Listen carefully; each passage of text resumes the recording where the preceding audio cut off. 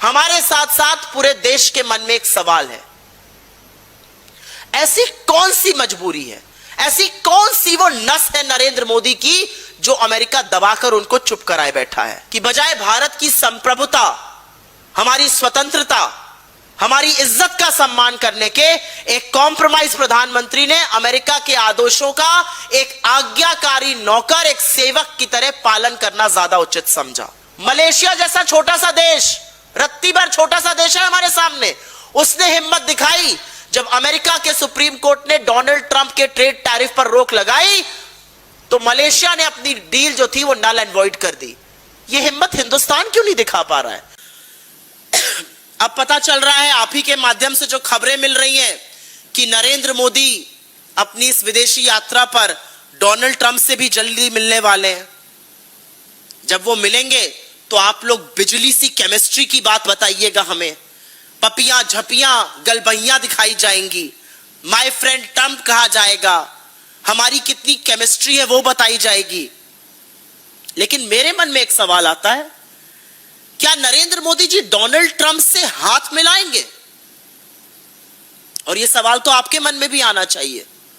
इसलिए आना चाहिए क्योंकि जब पहलगाम का नरसंहार हुआ था और उसके बाद जब भारत पाकिस्तान से मैच खेल रहा था और तो उसको जस्टिफाई करना था, तो भारतीय खिलाड़ियों ने पाकिस्तानी खिलाड़ियों से हाथ नहीं मिलाया था। तब पाकिस्तान हत्यारा था, आज अमेरिका हत्यारा है। क्या नरेंद्र मोदी डोनाल्ड ट्रंप से हाथ मिलाएंगे?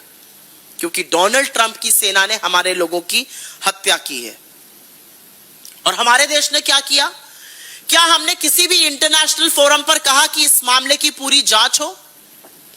जांच तो छोड़िए, क्या हमने सार्वजनिक रूप से कड़े शब्दों में कहा कि अमेरिका ने यह गलत किया है? क्या हमने यह कहा कि अमेरिका ने तमाम चीजों का उल्लंघन किया है? उस उल्लंघन में जेनेवा कन्वेंशन शामिल है, उस उल्लंघन में यूएन चार्टर का आर्टिकल 38 शामिल है। क्या हमने इस देश को आश्वासन दिया कि ऐसी हत्याएं दोबारा नहीं होंगी? नरेंद्र मोदी की सरकार ऐसा कुछ नहीं कर पाई। बड़ी दबी जबान में सकुचाते हुए, किंतु परंतु अपितु लगाते हुए विदेश मंत्री जयशंकर ने 13 जून को अमेरिकी चार्ज दी अफेयर्स को तलब किया गया, जो कोई बहुत बड़ी बात नहीं है, यह रूटीन डिप्लोमेटिक एक्सरसाइज होती है।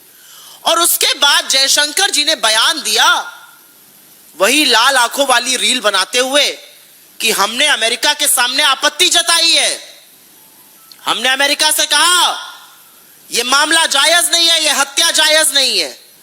लेकिन कुछ ही देर बाद अमेरिका के विदेश सचिव मार्को रूबियो का बयान आता है और उस बयान ने इस देश को शर्मसार करने का काम किया है, बखिया उधेड़ कर रख दी है नरेंद्र मोदी की, उनकी सरकार की और उनके विदेश मंत्री की। क्योंकि अपने बयान में अमेरिका ने ना माफी मांगी, न खेद व्यक्त किया, न दो शब्द सांत्वना के बोले, न परिवार को किसी भी तरह का शोक व्यक्त किया, न किसी मदद की बात करी। अमेरिका ने उल्टे हमको धमकाया, हत्या को जायज ठहराया और कहा अगली बार अगर आपने हमारा आदेश नहीं माना तो फिर ऐसा होगा। अब दोनों में से एक ही व्यक्ति सच बोल रहा है।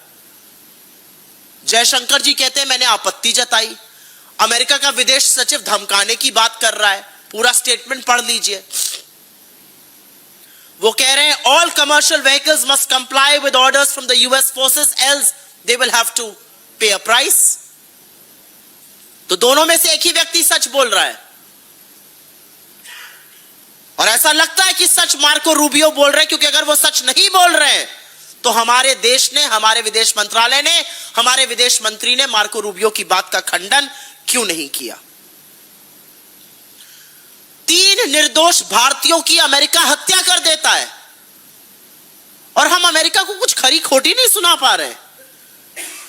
अमेरिका हमें, हमारे लोगों को मारने के बाद धमका रहा है, आगे भी मारने की बात कर रहा है और हम मुंह में दही जमाए बैठे हैं। अमेरिका आता है, हत्या करता है, अटैक करता है और चला जाता है, ना रेस्क्यू करता है, ना सर्च करता है। और जैसा कि मैंने कहा, जिनीवा कन्वेंशन का उल्लंघन है। यूएन के आर्टिकल 38 का उल्लंघन है, जो कि कमर्शियल व्हीकल्स के आवागमन के लिए होता है, और उसके खिलाफ कुछ नहीं बोला जा रहा है। अरे कानून हमारी तरफ है, अंतरराष्ट्रीय कानून का उल्लंघन हुआ है, वहां पर तो बोलिए। क्या डर है अमेरिका का? हमारे साथ साथ पूरे देश के मन में एक सवाल है, ऐसी कौन सी मजबूरी है, ऐसी कौन सी वो नस है नरेंद्र मोदी की जो अमेरिका दबाकर उनको चुप कराए बैठा है? वो अमेरिका के खिलाफ बोल नहीं पा रहे, आपत्ति तो दूर की बात है, वो शोक नहीं व्यक्त कर पा रहे। इस देश के मन में सवाल है कि क्या नरेंद्र मोदी जब ट्रंप से मिलेंगे तो इस अक्षम्य अपराध के मुद्दे को उठाएंगे या नहीं उठाएंगे? इस देश के मन में सवाल है कि क्या वो पूछेंगे कि अमेरिका की हिम्मत कैसे हुई हमारे निर्दोष नागरिकों को मारने की? क्या वो पूछेंगे कि मार्को रूबियो की हिम्मत कैसे हुई ये कहने की, हमें धमकाने की? राहुल गांधी बिल्कुल सही कहते हैं कि बजाय भारत की संप्रभुता, हमारी स्वतंत्रता, हमारी इज्जत का सम्मान करने के, एक कॉम्प्रोमाइज प्रधानमंत्री ने अमेरिका के आदेशों का एक आज्ञाकारी नौकर, एक सेवक की तरह पालन करना ज्यादा उचित समझा। और इन्हीं कड़ियों में एक और कड़ी भी जुड़ती जाती है, क्योंकि इसी बीच पता चल रहा है कि अमेरिका के जो ट्रेड रिप्रेजेंटेटिव हैं जेमसन ग्रीन, वो भारत आने वाले हैं। जो ट्रेड डील है उसको अंतिम रूप दिया जा रहा है। आप सबको याद होगा फरवरी के महीने में डोनाल्ड ट्रंप ने एक तरफा यह ट्रेड डील अनाउंस करी थी। किसी से भी पूछ लीजिए 4 साल के बच्चे से, यह ट्रेड डील अमेरिका के उत्थान के लिए बनी है और हमारे पतन के लिए बनी है। मार्को रूबियो आए, उन्होंने कहा $500 बिलियन का सामान इंडिया खरीदेगा। हमारे वालों ने चूं नहीं करी। अरे भाई क्यों खरीदेंगे आपका सामान? हमारे उद्योग का क्या होगा? हमारे किसानों का क्या होगा? मलेशिया जैसा छोटा सा देश, रत्ती भर छोटा सा देश है हमारे सामने, उसने हिम्मत दिखाई जब अमेरिका के सुप्रीम कोर्ट ने डोनाल्ड ट्रंप के ट्रेड टैरिफ पर रोक लगाई तो मलेशिया ने अपनी डील जो थी वो नल एंड वॉइड कर दी। यह हिम्मत हिंदुस्तान क्यों नहीं दिखा पा रहा है? यह हिम्मत नरेंद्र मोदी क्यों नहीं दिखा सकते? यह हिम्मत मोदी सरकार क्यों नहीं दिखा सकती है? क्योंकि जो होने वाला है वो घातक है। और इसीलिए हमारा मानना है, इस मंच से यह बात मैं बिना संशय के कहना चाहती हूं कि जिस तरह से अमेरिका ने हमारे लोगों को मारा, जिस तरह से लगातार अमेरिका हमें बेइज्जत कर रहा है, जिस तरह से अमेरिका ने हमारे लोगों की क्रूर हत्या करने के बाद उस पर एक बार भी खेद व्यक्त नहीं किया और उल्टे हमें धमकाया, इस ट्रेड डील का इस समय, इस ट्रेड रिप्रेजेंटेटिव का आना, इस यात्रा को तुरंत स्थगित करना चाहिए। इसका कोई मतलब नहीं रह जाता है।